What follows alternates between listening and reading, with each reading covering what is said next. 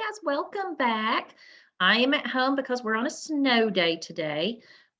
We are doing lesson 7 for phonics. So let's get busy. I'm going to share my screen with you. Let me get rid of all this extra stuff here.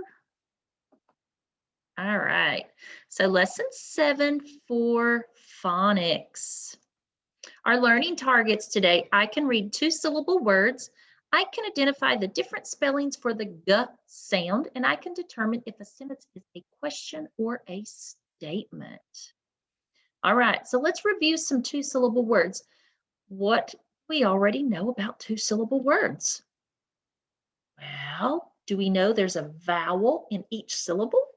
Yes, we sure do. Back in kindergarten, we learned how to segment and blend words into individual sounds. And we did start off our year in phonics segmenting and blending also.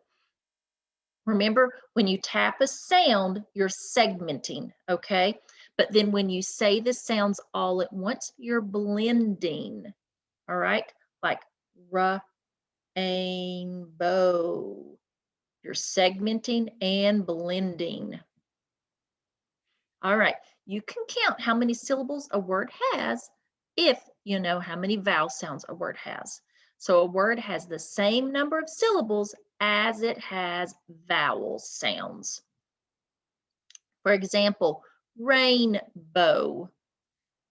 So you've got rainbow. There's rain, b-o, rainbow. So you've got two vowel sounds. Your vowels are the A and I working together to make the A sound. And then you've got the O-W working together to make like an O-E sound. Rainbow. Now you've got mailbox. M-A-L-B-ox. So you've got three sounds here, three sounds over here, but you've got the two syllables with the vowels in it. The AI acts as an AE sound, and the O just acts as an O. Mailbox. Silver, the same thing. S-I-L-V-E-R. There are 5 sounds. All right, but when you segment it, silver, there's 2 syllables because you've got an I on one side and an ER on the other, the E. Then you've got robber. You've got 2 syllables, robber, but then you go R-A-B-er. You've got 4 sounds, right? Yes, but 2 vowels, meaning you've got 2 syllables. Robber. Starfish. So you've got s-t-r-f-ish. You've got 6 sounds, right? Yes. And you've got 2 vowels. The A and the R work together because it's a bossy R. But the A is the vowel here, and the I is the vowel in fish for starfish.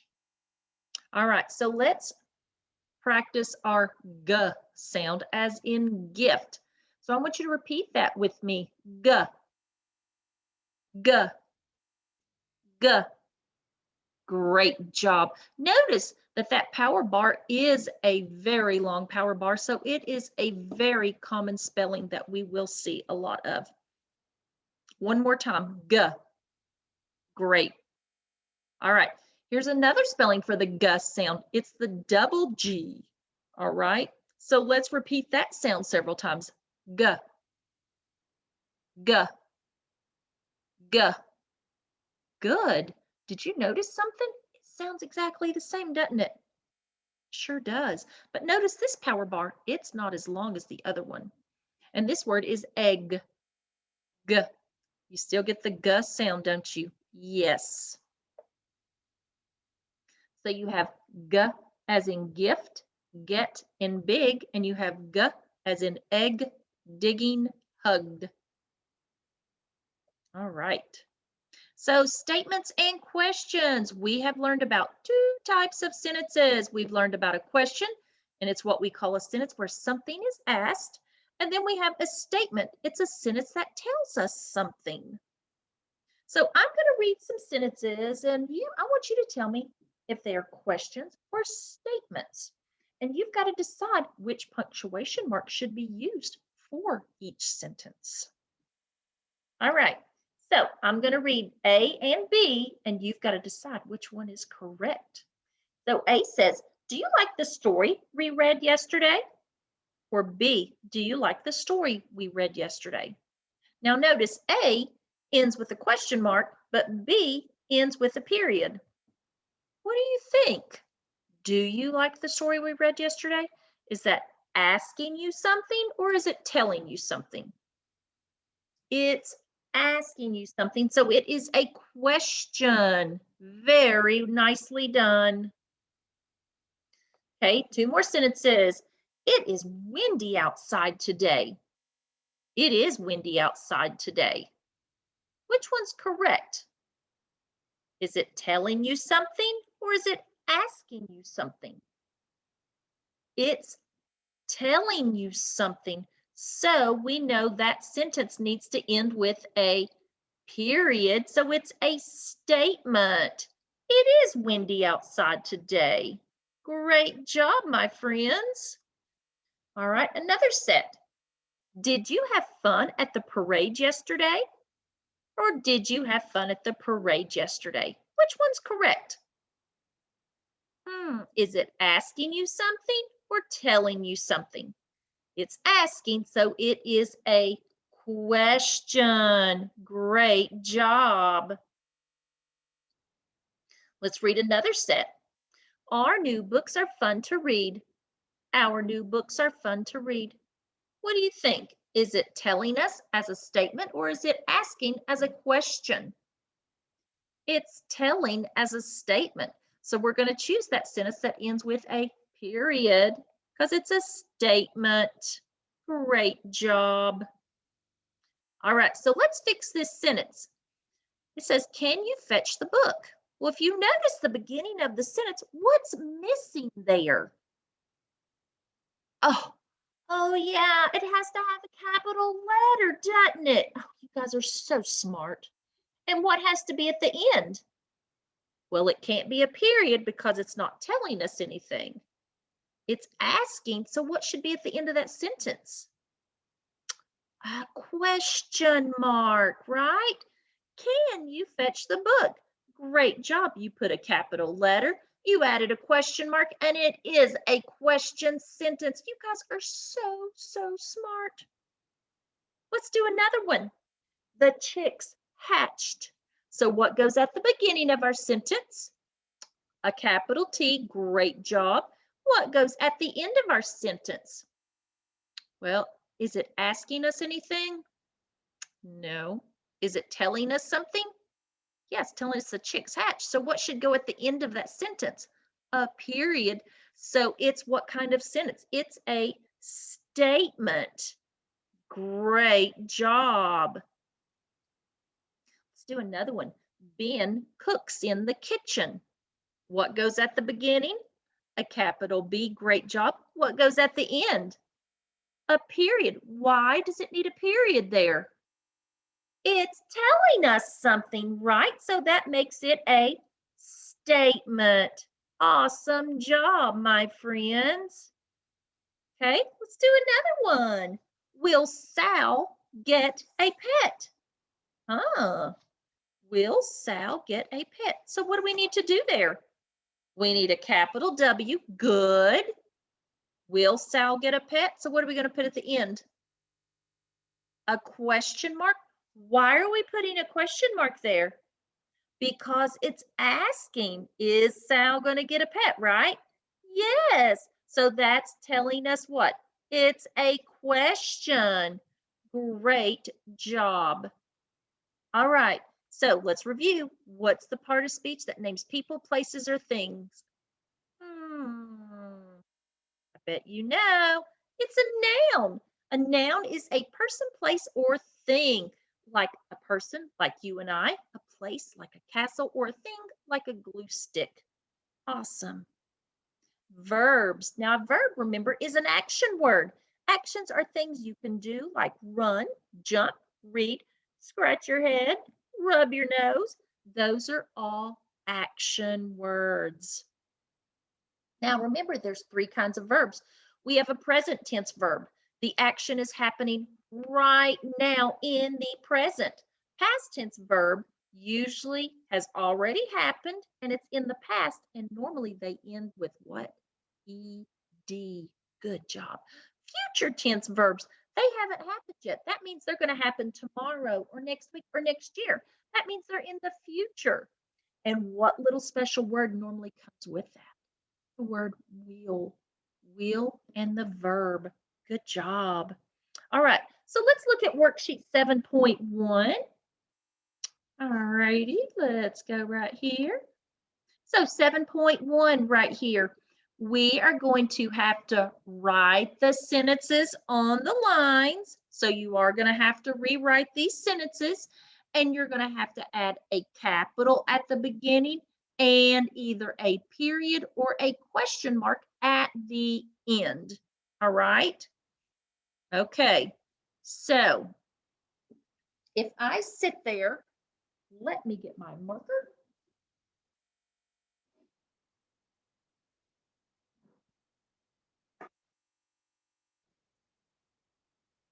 Okay.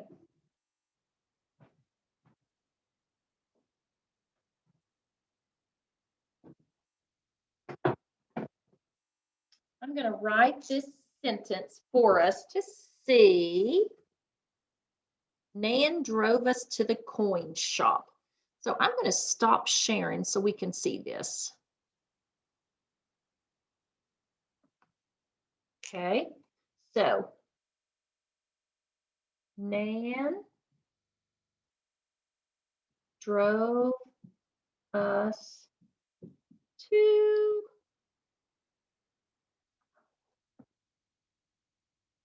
Nan drove us to the coin shop. All right, so we know on this sentence we have to have a capital letter. So that means that N will become a capital N. And let's read the sentence to see if it's a statement or a question. Nan drove us to the coin shop. Is it telling us something or is it asking? It's telling, so we need to make sure we put a period. So when you write this sentence, you need to make sure it has a capital at the beginning and punctuation at the end. Yes, you do have to rewrite the sentence, please. Okay. All right. So let me go back to sharing my screen with you.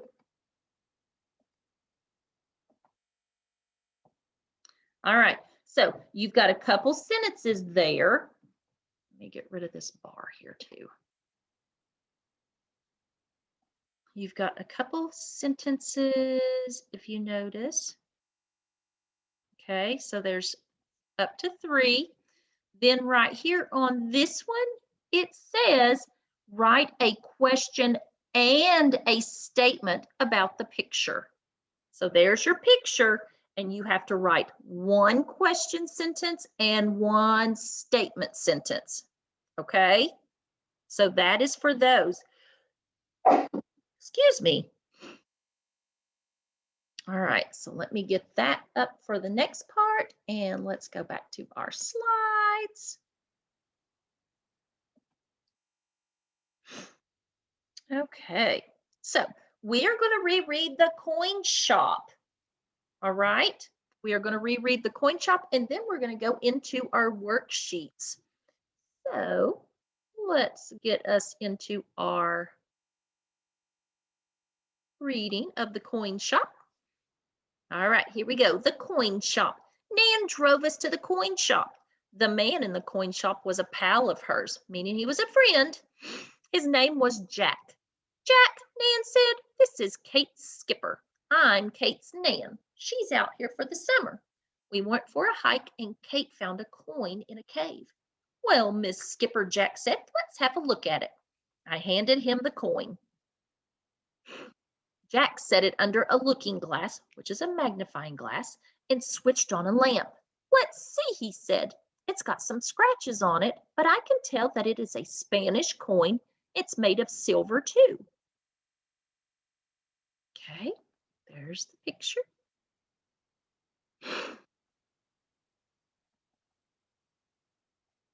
When was it made? Asked Nan. There's no date on the coin, said Jack, but I'll bet it dates back to the 1600s. The Spanish minted a big batch of coins like this one back then. Goodness, said Nan. Is that a long time back in the past? I asked. Yes, said Jack. Let me run and fetch my book on Spanish coins.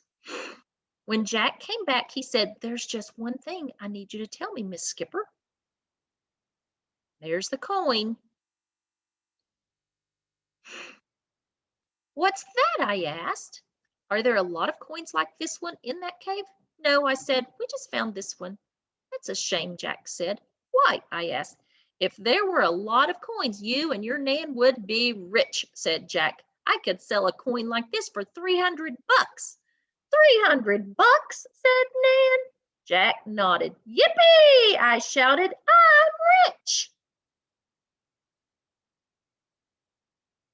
Okay. So let's go over into our questions. Number one, what is the coin that Kate found made of? Is it made of copper, silver, or steel? And you don't have to write the page numbers down.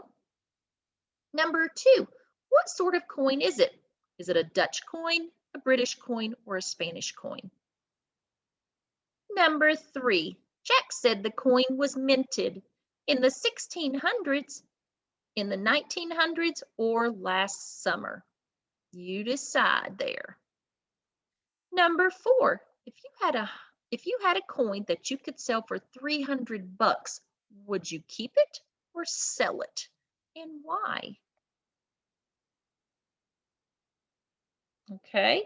And then it says in the box, illustrate a part of the story and write a caption below it. So you're going to pick a part of the story that you liked, draw a picture of it, and write a sentence for it. Okay? All right. So let's get back right here. And I believe it wants us to go on into 7.3. So we will go back here and look at 7.3. And this is just a take-home part, all right? And it's working on the ch sound.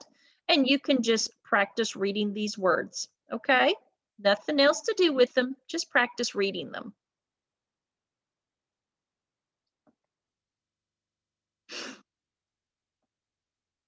All righty. And so our learning targets, I can read two-syllable words, I can identify the different spellings for the g sound, and I can determine if a sentence is a question or a statement.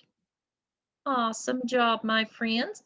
Well, that is the end of this lesson, and I will see you back here tomorrow. Bye, my friends.